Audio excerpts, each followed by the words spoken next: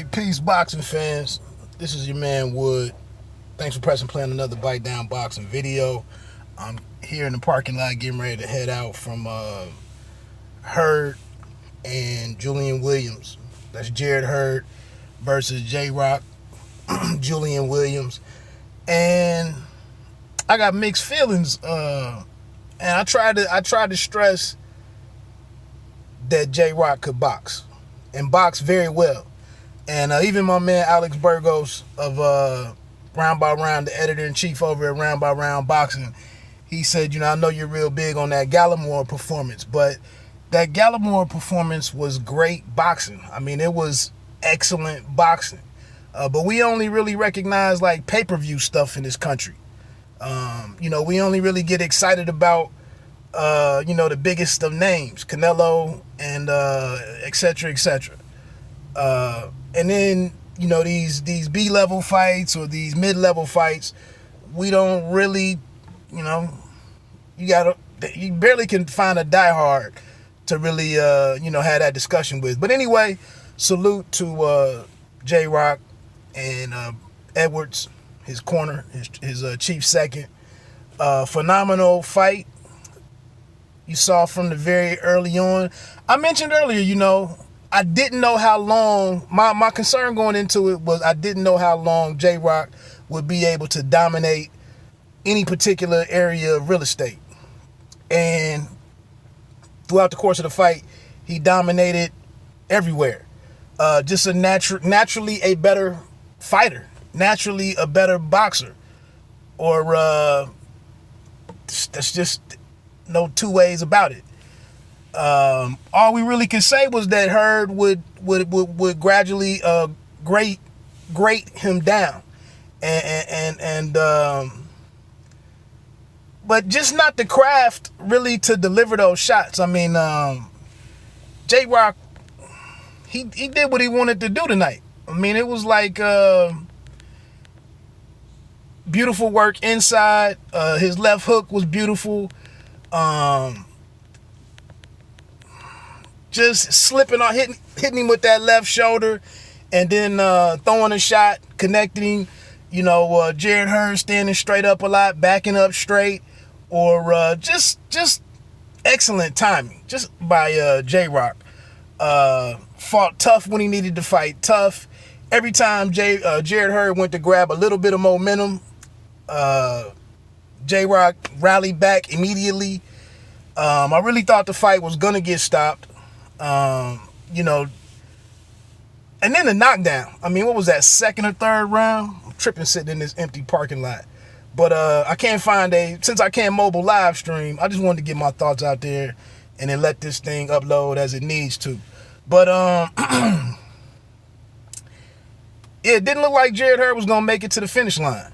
And he almost looked like Chris Davis a little bit of the Baltimore Orioles. I mean, just all of his big shots, I don't feel like he was accurate at all and landed many of his big shots.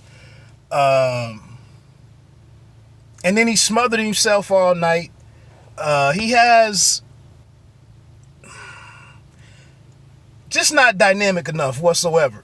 There was times when he would lay on the ropes and take a lot of shots or get smothered and allow J-Rock to control those moments and those exchanges.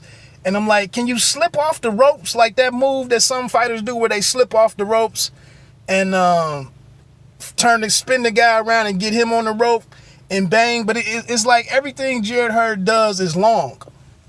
Pause. And you got to have some short stuff. You got to have some short shots. You got to have... you got to be able to mix it up. He did try to get back into it, jabbing to the body a little bit, but he throws his jab like it's almost a backwards punch.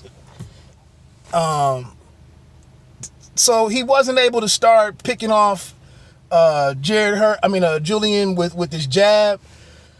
Uppercuts. The uppercuts, his uppercut game was on.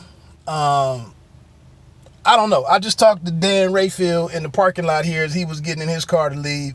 He actually said he found it with Hurd edging it out by 1 point. I don't know what kind of scorecard you could have to give that fight to Hurd. I couldn't find 4 rounds. I wasn't scoring it, but I couldn't find 4 rounds. And I will admit, when a fighter can't seem to put anything together and I get frustrated, maybe I start going a little hard on the I get a little stingy with giving away rounds because they're not working in a way, or they're not showing any problem solving skills, or figuring out what the hell is being done to them. Again, I thought I mentioned it earlier in the week, but J-Rock was a hell of a dude, the wrong dude to select as a homecoming fighter.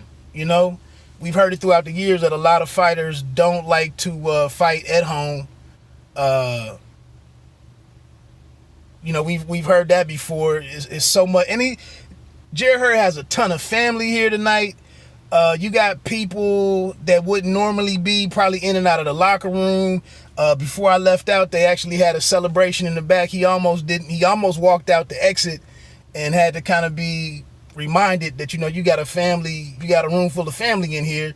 And then he went back there and, his people cheered him on loudly.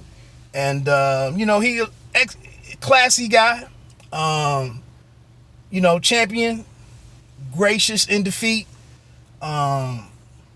J-Rock was respectful in victory.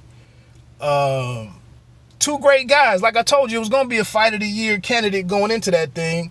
It probably does pull in the first place as a fight of the year, I believe. I can't think anything. I can't think anything that rivals it off the top of my head.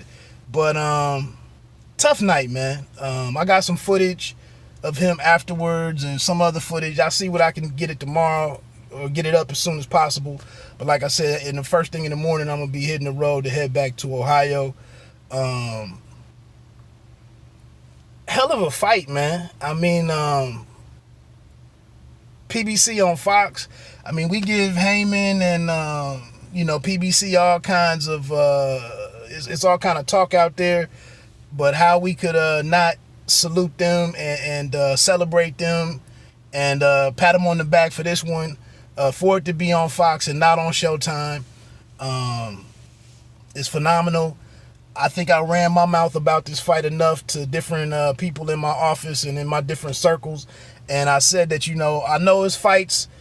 I know Wood has told you some things and give boxing a shot. I know I've said it maybe a dozen times and it was a bad scorecard or somebody didn't show up or there was a headbutt, a cut that ended the fight prematurely or something. Pause. And then, or it's always been something.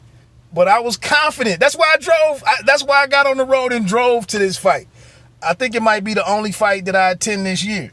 So I'm glad that it delivered, to my expectations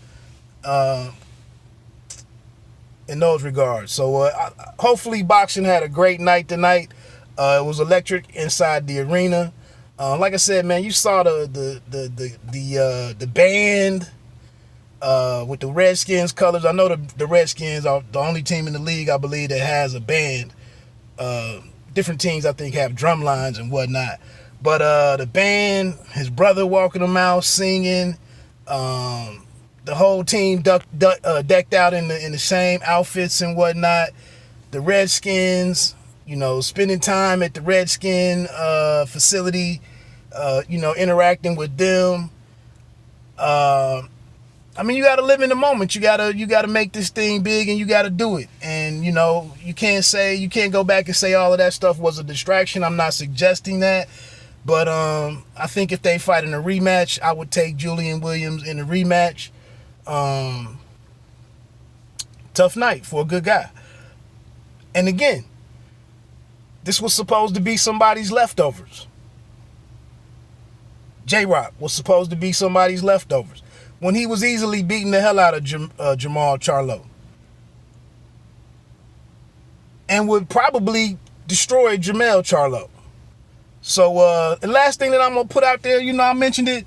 I made an award. I did a little had some time and made a little video, edited up something, and gave an award to Julian Williams, my one award for this year, for last year, back at the beginning of the year. And I laid out some things in that video that got us to this moment right here, and said that, you know, kind of foreshadowed that it was still some greatness in that brother.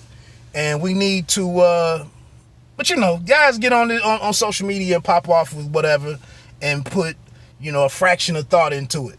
But anyway, let me get on out of here, man. I heard I was wrong again. I heard Dog Bay got slept. That's kind of shocking in a way for how I look at things. Good thing I didn't have to do a real pick on that. Another thing, man, I lose my undefeated. I was perfect on my picks this year, and J-Rock cost me, but I couldn't have lost it with a better brother and a better fight. So let me get on down the road, man. I hope you enjoyed it. Please consider becoming a subscriber to the channel. Hit that like button, leave a comment and whatnot, and you know, I'll holler at you. One.